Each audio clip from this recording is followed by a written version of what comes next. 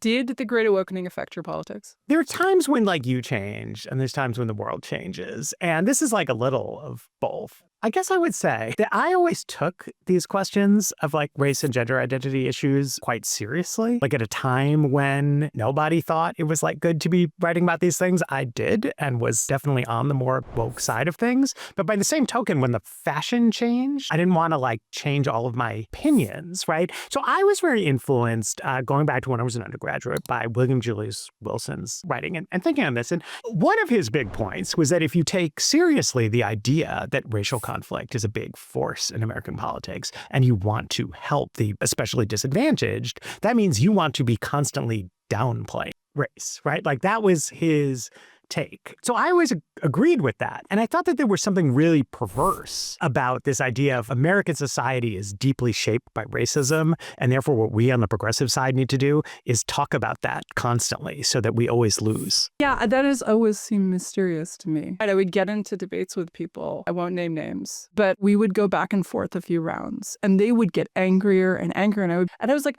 what do you think you win if they're all racist, right? That tells you half the country are irredeemable racists.